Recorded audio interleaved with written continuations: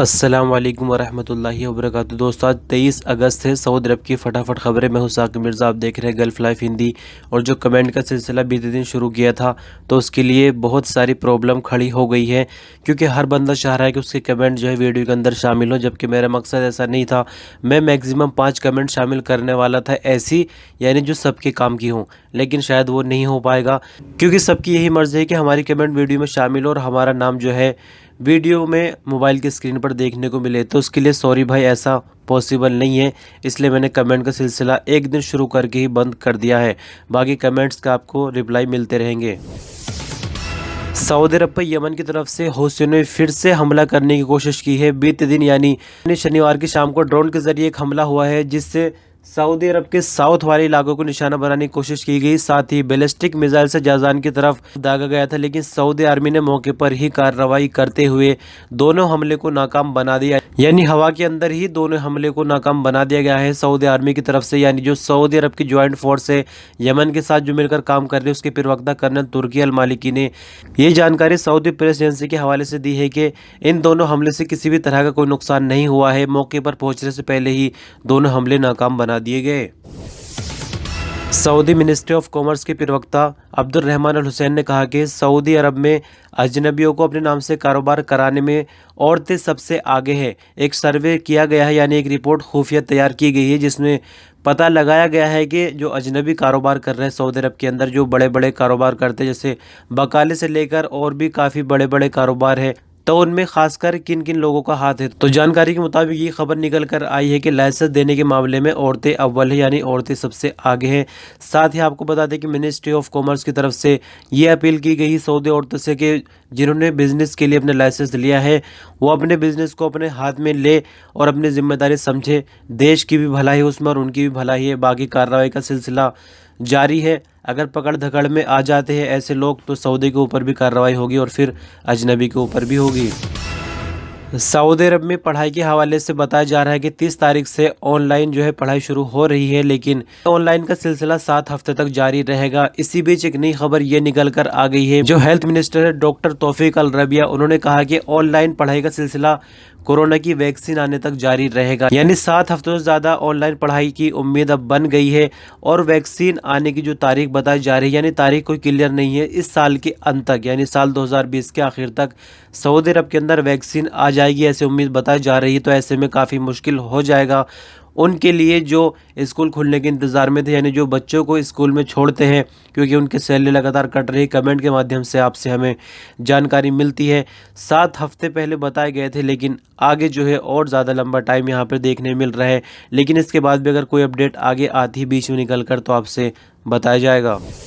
Saudi अरब में बीते दिन आई कोरोना रिपोर्ट के मुताबिक यानी 22 अगस्त को 1231 नए केसों की पुष्टि हुई है। साथ ही अगर बात करें अब तक सऊदी अरब में तो 3,06,370 कोरोना के कुल केस हो चुके हैं।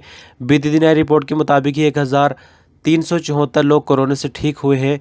अब तक सऊदी अरब में 2,78,441 लोग कोरोना से ठीक हो चुके हैं। बात करते हैं मरने वालों की, तो 39 नई मौत कल की रिपोर्ट के मुताबिक हुई है, जबकि अब तक सऊदी भर में मरने वालों की कुल संख्या 3,619 हो गई है। सऊदी अरब में एक्टिव केस 24,310 है, जिनमें से 1,652 की हालत नाजुक है, जिनको आईसीयू में रखा गया है। सऊदी कस्टम विभाग ने ड्रग स्मगल करने की एक बड़ी कोशिश नाकाम बना दी है। खबर कुछ इस तरह से है, आपको जानकर हैरानी होगी कि मिठाई के डब्बों के अंदर यानी मिठाइयों के बीच में जो ड्रग्स की गोलियां होती है, नशा करने वाली गोलियां होती है, उनको छिपा कर रखा गया था। और काफ़ी बड़ी संख्या में मिठाइयाँ भेजी जा रही थी सऊदी अरब के अंदर, जिनके नाम पर कार्गो आया है। 5 लोग उनको गिरफ्तार कर लिया गया था। हालांकि सऊदी या अजनबी इसके बारे में खुलासा नहीं हुआ है और किस पोर्ट पर ये पकड़ा गया है माल, ये भी नहीं बताया गया है खबर के मुताबिक। लेकिन आपको बता दें कि 31,06,214 गोलियां बरामद हुई है, जिनको सऊदी एंटी स्मगलिंग डिपार्टमेंट के हवाले कर दिया गया है। तो आप तस्वीरों के माध्यम से देख सकते हैं, अंदाज़ा लगा सकते हैं कि मिठाइयों के जो छोटे छोटे पीस होते हैं, जैसे बर्फी टाइप होते हैं, उसके अंदर गोलियां छिपा कर रखी गई थी। नशे का धंधा करने वाले किस हद तक गिर सकते हैं। हरूब साहब बहुत अच्छे से वाकिफ़ होंगे, जब एक बंदा दूसरी जगह भागकर काम पर चला जाता है, यानी अपने कफीले कंपनी से हटकर कहीं और काम करता है अपनी मर्जी से तो वो हुरूब की कैटेगरी में आ जाता है, यानी भागा हुआ उसको कहा जाता है। अब इसके लिए 15 दिन की लिमिट होती है। कंपनी या कफील 15 दिन के अंदर अपने अपशिर अकाउंट से जो है हुरूब हटा सकता है, लेकिन 15 दिन के बाद ये मामला संगीन हो जाता है और फिर इसको हटाना आसान नहीं है। तो इसी तरह का एक सवाल किया गया है, यानी 3 साल के बाद जो है कफील से सेटिंग हो गई है, वो सेटिंग होने की जो भी वजह हो, लेकिन कफील मान गया है कि मैं हुरूब हटा सकता हूँ, तो अब क्या करना होगा। तो इसके लिए बताया गया है कि मकतब अमल जाना ज़रूरी होगा। वहाँ पर कफील को प्रूफ करना होगा कि उसने हुरूब क्यों लगाया था और 3 साल के बाद वो हुरूब क्यों हटाना चाहता है, यानी इस बीच क्या क्या हुआ है। जब वो सब बात जो है साबित कर देगा और लेबर ऑफिस को लगेगा कि हाँ बात ठीक है और सच है, उसके बाद हुरूब हटाया जाएगा। यानी 15 दिन के बाद कफील के हाथ से बाहर चली जाती है बात हुरूब हटाने के लिए।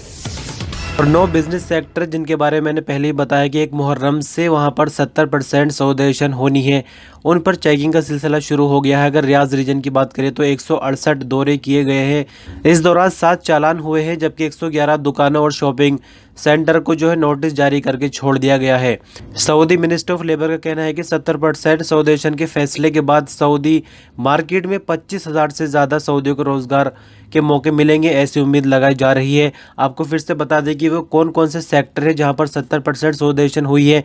यानी अगर 10 लोग किसी दुकान में काम करते हैं तो 3 अजनबी रहेंगे, 7 सऊदी रखने होंगे। चाय, कॉफ़ी, शहद, मसाले, चीनी, पानी और कोल्ड ड्रिंक, सब्जियां, फल, फूल पौधे, खेत खलिहान से संबंधित चीज़ें, स्टेशनरी, गिफ्ट शॉप, हैंडक्राफ्ट, खिलौने, प्लास्टिक की चीज़ें और साफ़ सफाई की चीज़ें बेचने वाली दुकानें। तो आई होप कि आप ठीक से समझ गए होंगे। मैंने फिर से ये आपको दोबारा दोहराकर बता दिए हैं क्योंकि कमेंट में भी काफ़ी कन्फ्यूज़न आप लोग दिखा रहे थे। और चेकिंग का सिलसिला शुरू हो गया 1 मुहर्रम से, यानी जहां भी कहीं इस तरह का कोई वायलेशन पकड़ा जाएगा या तो उस डिपार्टमेंट को पूरा ही बंद किया जाएगा या फिर नोटिस दे दिया जाएगा। डिपेंड करता है कि वहां पर वायलेशन कितना छोटा और बड़ा है।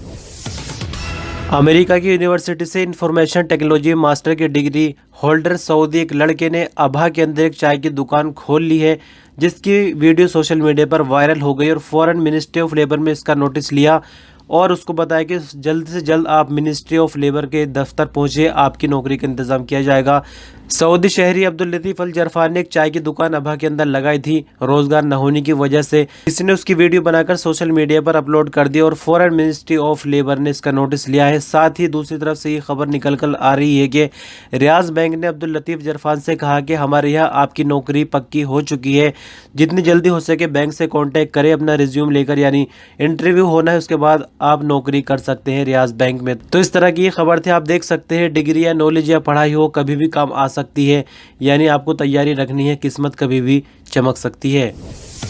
तो दोस्तों ये आज की न्यूज़ बुलेटिन की आखिरी खबर है। जैसे कि मैं आपको खबरों के लास्ट में कुछ ऐसा बताता हूँ टूरिस्ट प्लेस वगैरह। तो आज की इस न्यूज़ में मैं आपको जाजान रीजन की कमिश्नरी अदायर का पहाड़ी सिलसिला दिखा रहा हूँ। ये एक टूरिस्ट प्लेस है, आप तस्वीरों के माध्यम से देख सकते हैं और खुद अंदाज़ा लगा सकते हैं कितना दिलकश यहाँ पर नज़ारा है। तो खबरों का सिलसिला यहीं ख़त्म होता है। आपका कुछ सवाल या सुझाव हो तो कमेंट के रूप में ज़रूर बताएं। शुक्रिया, अल्लाह हाफिज़।